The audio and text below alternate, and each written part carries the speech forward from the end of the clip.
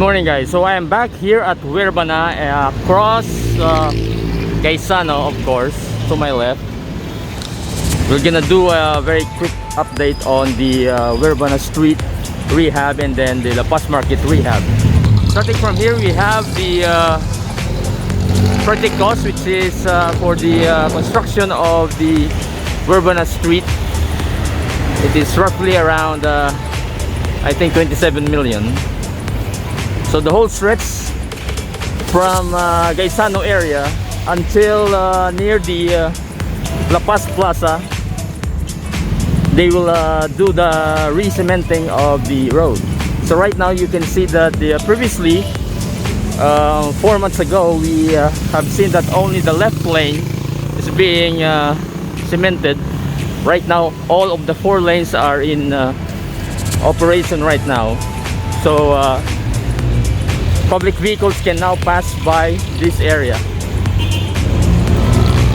And in front of the La Paz Market, partly there are I think only 1 lane has been open for public, but only on the area near the La Paz Plaza. So as you can see right here, we have the pavement blocks already finished on this side, and then even on the other side of the road over there. So the whole 4 lanes are now open for the public. So we're gonna walk going to the La Paz Market and do an update as well on the La Paz Public Market Rehab. The initial estimates would have to be the vendors would transfer around September, would probably be early of September, but it's almost October now. So we will find out if the stalls have been in operation or have been used by the owners. Currently I think they have or some of them have already transferred.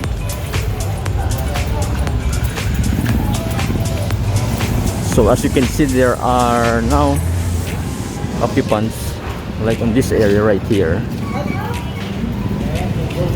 then this one as well. So I think they have, well, partially some of them are already here, like this one, the Lani store, I think.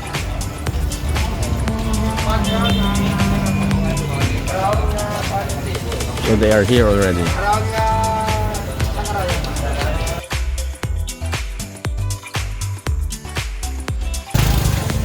So I think most of them are here already.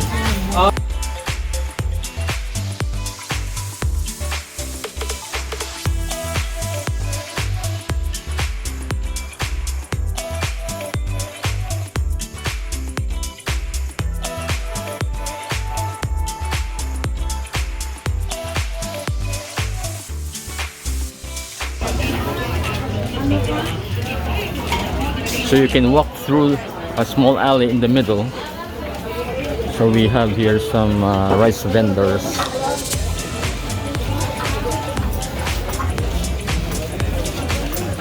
Over to my right as well.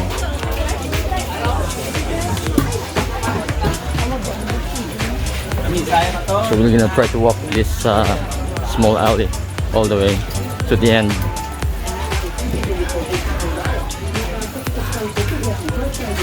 I would think around 90% of these stalls are occupied already.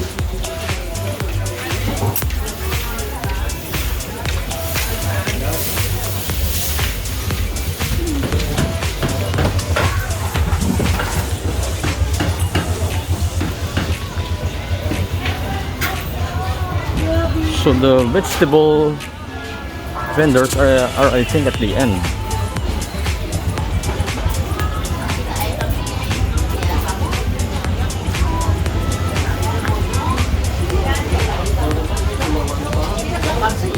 Right at this area.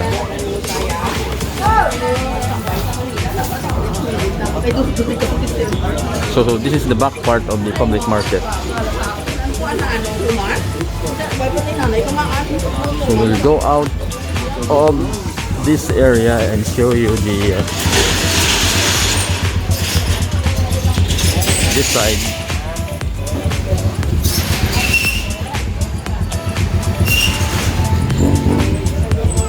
Okay, so I could say that this is already been operational.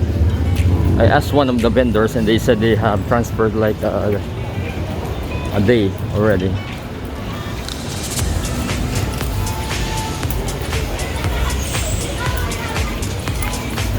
We'll walk further and going back from Huervana Street and show you the current progress as well.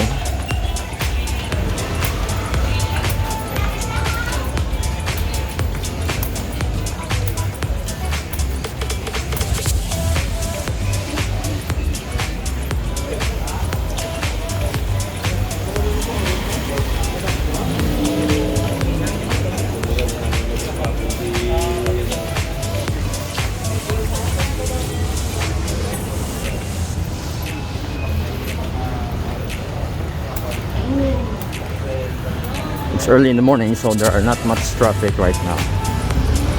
It's around just past 7 a.m.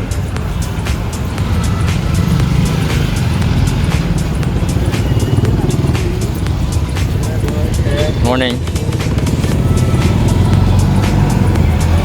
As you can see, there are a bit of a light traffic going on right now. I'm gonna try to cross the street and show you the other side.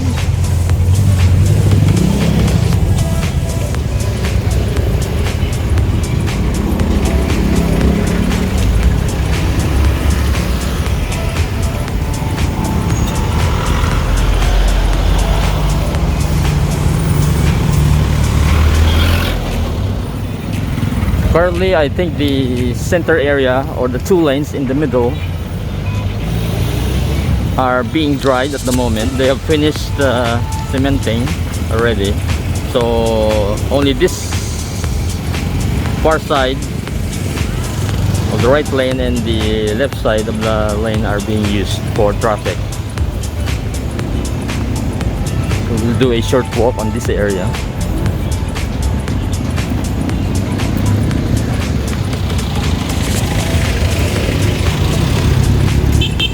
So I would probably think that if the middle lanes have dried out, they will open this for public use.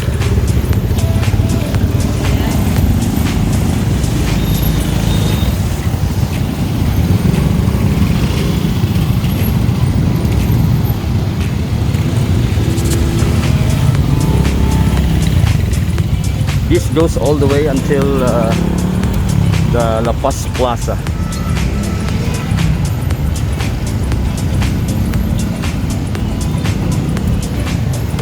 I have Joldi on my right.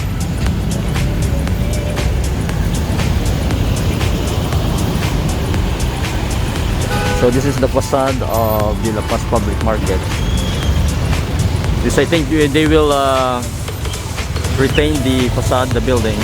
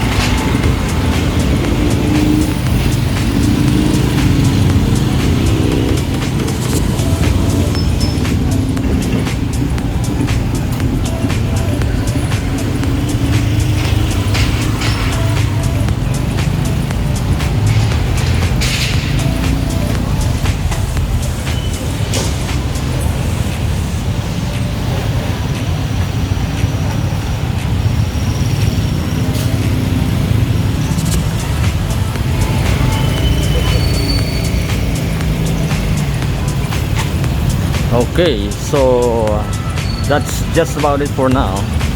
Till the next update, guys. Thank you for watching.